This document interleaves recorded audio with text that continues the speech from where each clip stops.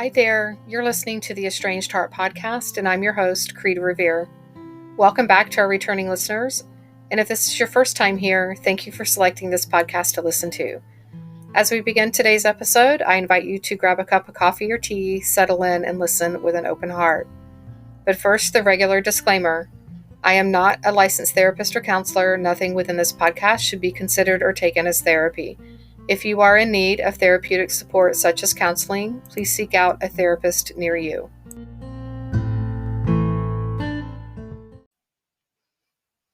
Before we begin today's episode, I wanted to go over a couple of reminders and a few announcements. So today's episode, AC is away on holiday, visiting his mom, and so this will be a solo episode with just myself. I hope that's okay with everyone, and AC will be back for our next episode. A reminder that the third annual Moving Beyond Family Struggles Summit is right around the corner. It's just a few days shy of a month away. So October 12th through the 15th. And if you're interested in attending that summit, the registration is free and the link to register is in the show notes. It's also on the webpage for the Estranged Heart. It's also on the Instagram page for the Estranged Heart. So it's in multiple different places if you're interested in attending.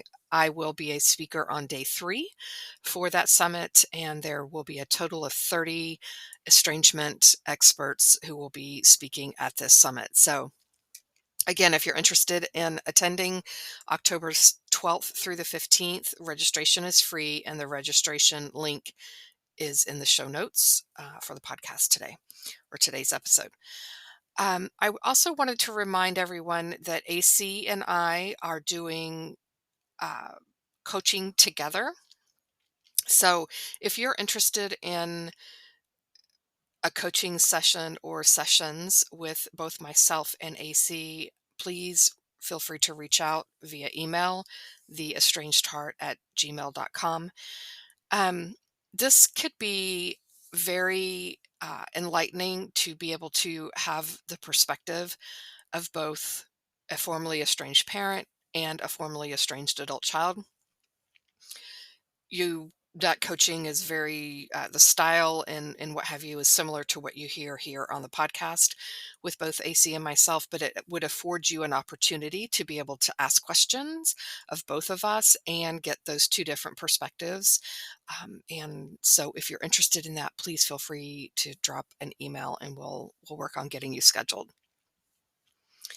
Another another announcement is my individual coaching with individual clients is going to be shifting, and there will be some revisions with that. That will be forthcoming in October. And so be watching and listening for those changes to come. I'm trying to streamline some things, and we'll probably be working with just a select handful of clients at any given time, instead of trying to spread myself too thin and trying to fulfill everyone's needs. I'm trying to rein that in and be more effective in kind of honing in on my specific coaching and the clients that I'm working with. So there's information forthcoming about that later into the fall. Our discussion group that AC and I are moderating with estranged parents and estranged adult children from different families is going very well. It launched last week, and thus far we've had some really interesting conversations and insights and lots of ahas, and which are then prompting further questions. And so that's going really, really well. If you're interested in joining this group, So the group is closed now. We wanted to make sure that we have a really good foundation and that the group is can be successful. And so we wanted to close registration for this group for a few months and let it develop into a way that again can be sustaining and safe for everyone, and um, a place of learning and growing in kindness and compassion. So if you're interested in joining this group, please email to get on the list. And then we will open this up in November, again, to join in November of this year. And so you'll need to be on that wait list and have an application that we will send out in November to be able to apply to be in the group. So feel free to drop me an email, theestrangedheart@gmail.com, and I'll get you on the wait list. And my support groups will also be changing in October. So be watching for that if you are an estranged mom or a recently reconciled mother and you're looking for support as you navigate these fields. Please feel free to reach out. I am happy to help support you through that. The recently reconciled mothers group is really an interesting and um, growing need, I think. And so if you're interested in that group, let me know. As if you are reconciled, recently reconciled, you recognize, I'm sure, that once you have reconciled with your adult children, it then becomes a different type of need that mothers experience as far as support. And so I want to be able to offer that to moms who have recently reconciled. And then there will also be a support group for estranged mothers as well. So yeah, so I think that is all for the announcements and reminders. So on to today's topic. A couple of quotes to get us started for today's episode titled, Help! My adult child says they do not feel safe with me.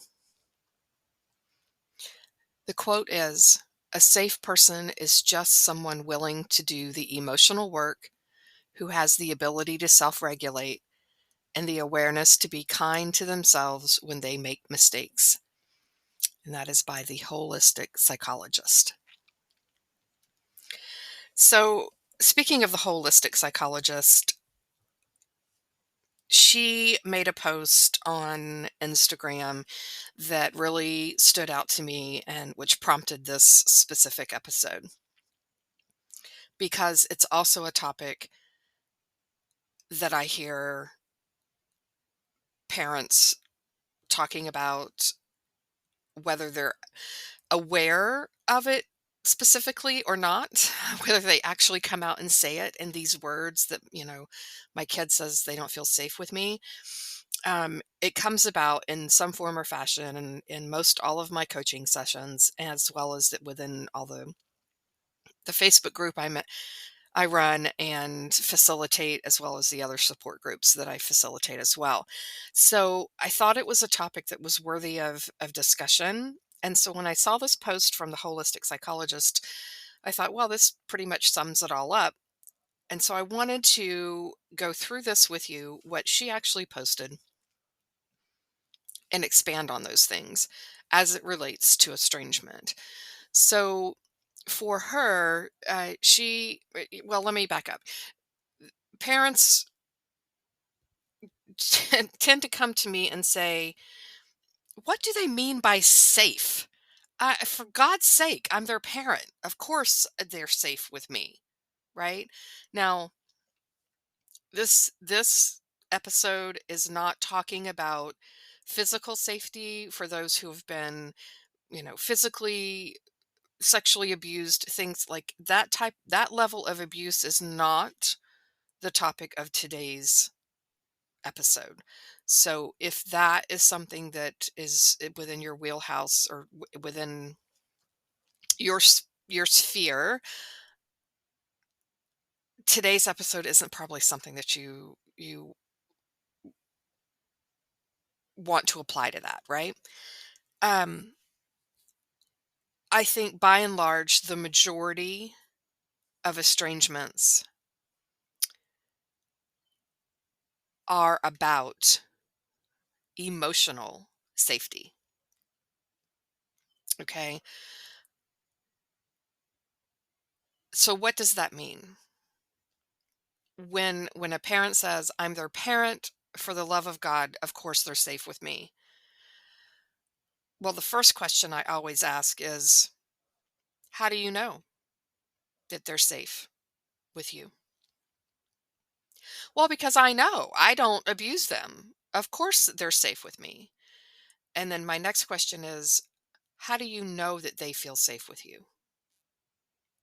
And oftentimes that can't be answered because the parent hasn't asked that question of the adult child. The parent hasn't really been in tune with the child, either throughout their growing up years and into young adulthood, etc. Even into, if you have children who are in their 40s and 50s, same thing. We assume as parents that our children feel safe with us because for those of us who are not maliciously out here abusing our children, we would say, well, of course, they're safe with me, right? But we don't know that for sure. I didn't know that about my own children. I assumed, I did a lot of assumptions as a parent. And I think most parents do, right? Because you're coming again from that managerial role where you're giving out instructions. For some of us, and I myself included in this, we were giving out orders, but we are so busy and accustomed to managing things that we're not asking questions. So we're making a lot of assumptions. Okay. So the next piece that parents, um, that I work with a lot with parents is the triggering that happens for the parent when they hear that word unsafe, or that their children feel unsafe with them. Their children don't feel safe. And that is so super triggering for parents that they oftentimes have a very difficult time moving beyond that. And they get very defensive about, why do you not feel safe with me? Of course I don't beat you. I don't harm you. From the parent's perspective, again, from that managerial role, I have served to do the opposite. I have served to protect you your entire life. What do you mean you don't feel safe? Right? And again, I get it. When I was estranged, when I started learning about emotional safety, the thought that my children didn't feel safe with me was so highly triggering that it was difficult for my therapist to navigate, helping me to see something different and entertain something different. So while words and language are powerful and they have meaning behind them, the words emotional safety are very powerful words and they do have very specific meaning behind them. I'm asking you as a parent to try to work through your triggers so that you can entertain something different, so that you can begin to get curious about why someone, your child, might be saying this about you. And I will tell you, I won't say it's impossible, but it, it ranks up there pretty high with being darn near impossible if you are constantly triggered by those words, emotionally safe or feeling safe around you. If you're being triggered left, right, and center every time you hear those words, you cannot have space to hear anything different. You cannot entertain any other perspective, any other reason. You are in a fight or flight situation when you become triggered by those words. Now, my invitation to you would be to maybe get curious about that. This is what I do with my clients in coaching sessions is I ask them where at what time in their life did they potentially not feel safe emotionally, not physically. And then we have to break that down because for a lot of older parents, this is entirely new language for them. They don't understand what this emotional safety means. And so we have to break that down. And in order to attend to your triggers, and when I say triggers, I'm talking about emotional triggers. So when someone says the words, I don't feel emotionally safe with you, and you get immediately defensive, you you go into either shouting and saying, "What the hell do you mean? I'm your parent. Of course you would feel safe with me. I've never abused you a day in my life." If you're responding that way, you're being triggered. If you are responding with utter shock and then you withdraw, you're like, "I just can't have this conversation. This is ridiculous. I'm not entertaining this," right? You're being triggered.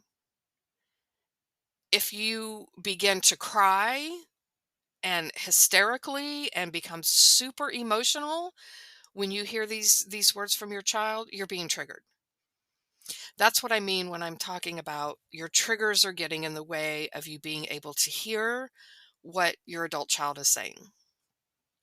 And those triggers are coming from a place within you where you didn't feel safe, where maybe someone didn't allow you to have that emotional safety, right? Someone was mean to you, someone said things to you that hurt your feelings.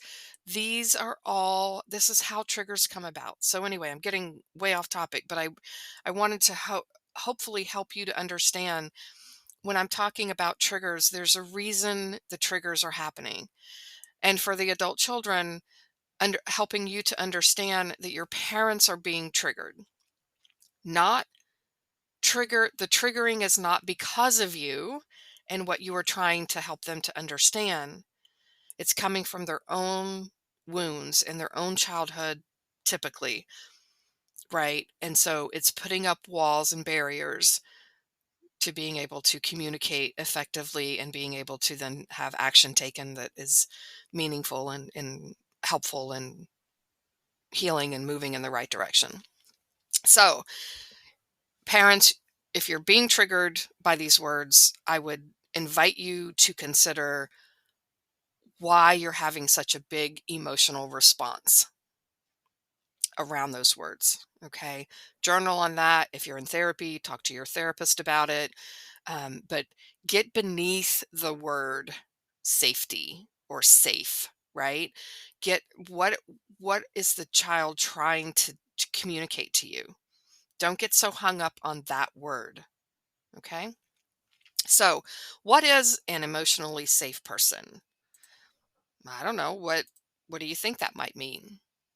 Right? When I ask parents this in coaching or in support groups and things, um, some of them have an idea and some of them don't. They really don't. And it's because they've not been taught things about emotions. So it's a really foreign concept. So let's walk through some of these that the holistic psychologist listed out, and I'll try to expand on those as it relates to estrangement. So, an emotionally safe person, the holistic psychologist says, is someone who their words match their actions. So what you say, you do what you say you're going to do, and you remain predictable and consistent in that. So in other words, if you say I promise I won't ever interrupt again, well then be predictable and consistent with that, right? They also own it when they are not predictable and consistent with it. So if you slip up, you make an amends. You say, "Oh my gosh, I know I promised you that I would not interrupt you and I just interrupted you. I'm so sorry." And then you move back into that position of not interrupting again. Um, and they communicate about it instead of leaving the other person in the dark. So again, you know, being open and honest about it.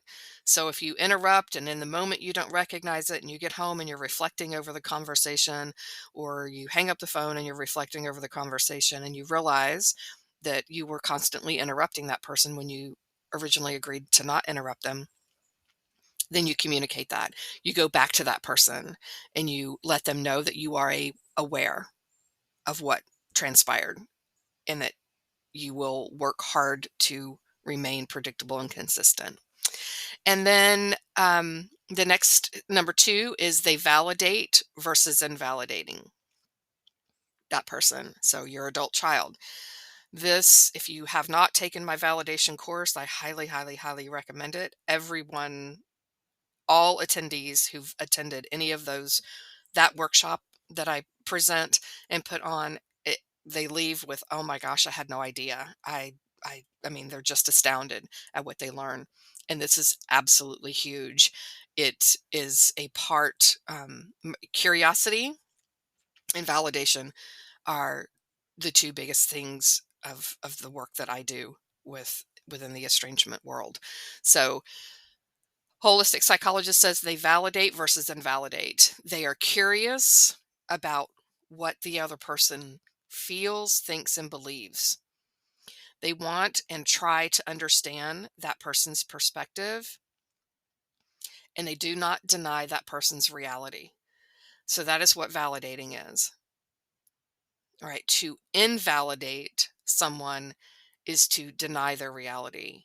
Well, I'm sorry that that's what you think, but that's just incorrect. That is invalidating. Okay. So to be an emotionally safe person, you have to be able to stop invalidating and start validating. Number three, they apologize to repair and build trust. Okay. So there's in an estrangement situation, or if you've recently reconciled, I talk about this often as well. We are human beings. We are all going to make mistakes. When we are in communication with another person, it is you are in expecting the impossible if you think you will never have a rupture within that relationship or within that communication. If you are an adult child and you are expecting your parent to never have a mistake in the way that they communicate with you, etc., you're being unrealistic. You're setting an unrealistic expectation on your parent. If you are a parent who is expecting the same, again, same thing applies to you. But if you also if you are a parent and you are holding yourself to an expectation that you will never make a mistake, you are holding yourself to an unrealistic expectation. Ruptures will happen, but how you repair the ruptures is what is important. Okay. So being able to apologize and say, "I am so sorry. I absolutely screwed up in that moment. Absolutely. I see where I went sideways on that, and I am sorry. I would like to be able to come back and repair that. How can I repair that in a way that would be meaningful to you?" Okay? And when we do that, when we acknowledge the rupture and we work to repair the rupture, we are then rebuilding and building trust with our adult children. And that is what begins to help build the safety. You cannot feel safe with someone that you do not trust. Let me say that again. You cannot feel safe with someone that you do not trust. Okay? And there is no chronic or habitual apologizing, um, just to keep someone from getting upset. So I know moms can have a tendency to do, I'm sorry, and just go into this overdrive of I'm sorry when, while they may mean that they are sorry, it takes away when it's just this chronic, I'm so sorry, just to get someone to calm down, right? It doesn't feel authentic. It doesn't feel real. And if the adult child doesn't feel like it's real and authentic, they won't be able to have the trust in you to then feel safe with you. Okay. The next one is they do not take themselves too seriously. They do not. So, underneath that is they don't get stuck in this fight or flight. And we talked about that when I was talking about being triggered, right? You're not in that state of fight or flight and being defensive and etc. So, you're not in that state of fight or flight. You can see a bigger picture and flexible with your own self image, right? Instead of it being, um, you know, black and white and, um, start degrading yourself. I see that with a lot of parents. They're like, oh my gosh, I'm never going to get this right. And how can I ever know that I'm doing it right? Like they just go down this path of their own self image of always talking negative, right? So when you don't take yourself too seriously, you're able to be more flexible. Okay. I was one of those parents who took myself so seriously. I had zero flexibility. I never laughed with my children. It's interesting because I have photos of my father with me as a child. And in all of those photos, he is never smiling, ever. He has had a very stern look. He was always an angry person, and it showed in everything that he did, and he was not flexible. Now, his anger comes from a significant childhood trauma in all ways, and so there's a reason for that. However, it didn't change the fact that I never had a photo with my dad smiling and laughing, right? He was always very serious. He was stuck in the fight or flight. He was not able to see a bigger picture because when we get in fight or flight, our vision becomes, instead of being this panoramic vision, it becomes very tunneled vision. Okay.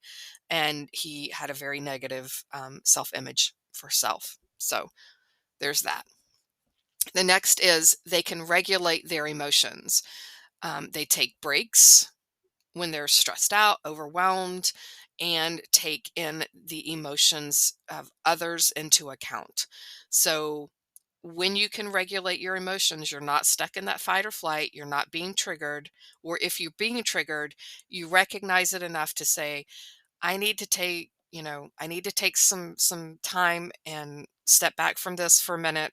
I'm being highly triggered and I want to respond in a much calmer way, so I'm going to go take some time for myself and I'll be back for this conversation, right?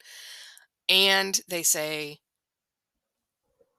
perhaps apologizing and taking into the account the emotions of the other person. So if you're a parent, you're taking into account the emotions of your adult child. When your adult child is upset, and whether they're standing there in person with you or they have sent you an email, and it is this email that is this litany of things that you have, their emotions are really high strung, and it's a litany of all the things you've done wrong as a parent. You're able to take breaks from that and step back and actually take into account their emotions. Where are they coming from emotionally? How have they been hurt? How do they feel that they've been hurt by me? And what can I do to help rectify that? Okay. And then finally, they are open minded. An emotionally safe person is open minded. They can see other people's perspectives, and they do not engage in black and white thinking. I will tell you that I see a lot of older parents who have black and white thinking, and that comes from the way that they were raised. There was no emotionally, there were no discussions about emotional intelligence or emotional safety, etc., with our older parents when they were growing up. Nor did the parenting books give any of that information to them as they were parenting their children. So they tend to be very stuck in black and white thinking. It's this way or that way, and those are the only options, right? And our younger children are much more flexible with that. So in order for them to feel safe with you, you need to have a mind that is open to entertaining different perspectives, to seeing things from another perspective, you know, things that you might feel are quote unquote ridiculous. This is this is crazy making. Why do I have to do this? Well, it might be crazy making for you, but then my question for you is why is it crazy making for you? Why do you feel like it's crazy making? Right? Is it because this is the way that you were taught? And then I'm going to challenge you, if it's the way that you were taught in your home growing up and in your world as a young adult having kids at home and things like that, if that's what you learned, uh, that also means you can learn a different way, right? So how can you learn to get beneath the words to find out what are they really trying to communicate, right? So these are the things that the holistic psychologist has listed as someone who would be an emotionally safe person. um, I wanted to, as I begin to wrap up, you know, I just want to remind you, safe people are not perfect people. Emotionally, for a child to feel emotionally safe with you doesn't mean that you have to be perfect. And again, I will say to the adult children, if you're expecting your parent to be perfect, that's an unrealistic expectation. And parents, if you're expecting your adult children to be perfect, that's unrealistic as well. So understand that people are not perfect. They have flaws. They will make mistakes. But when we can come from humility, we can have curiosity and a willingness to grow and learn. That is what sets a safe person apart from people who are not safe, right? They're aware of their flaws, they have humility about it, and are committed to growing and learning. So, where are you at on that scale of humility, curiosity, knowing your flaws, and having a willingness to grow and learn? Where are you at with that? And I'm asking that of both the parents and the adult children. Do you have those things? Are those things in place for you about the other person? Right? So if you'd like more information, if you'd like anything related to coaching around this and how to be an emotionally safe person for your adult children, please reach out. I'm more than happy to help you learn what this means and learn how to become an emotionally safe person in a way that's non-threatening to you, right? My coaching, there's no judgment. There's no you've screwed up and now here's where you're at, so get your crap together and here's what you need to do to move forward. I don't coach that way.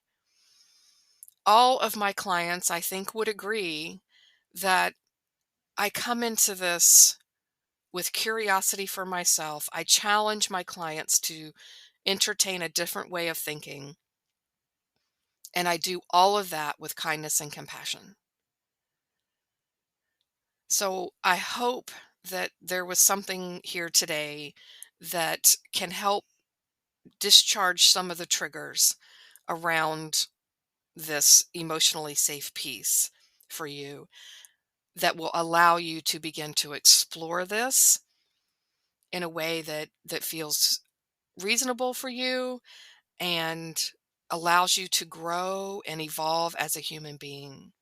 Because I'm here to tell you, we all need to have people in our lives who are emotionally safe for us.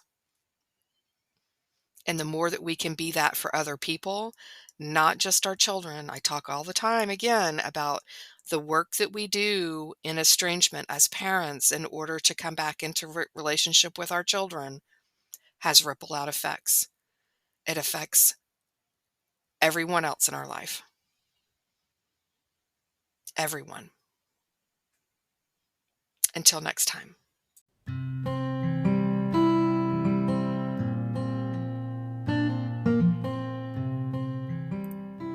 This brings this episode to a close. I hope that this time together was time you feel well spent and that you are able to find some takeaway nuggets to help you on your journey, wherever you may be on your estrangement and reconciliation path.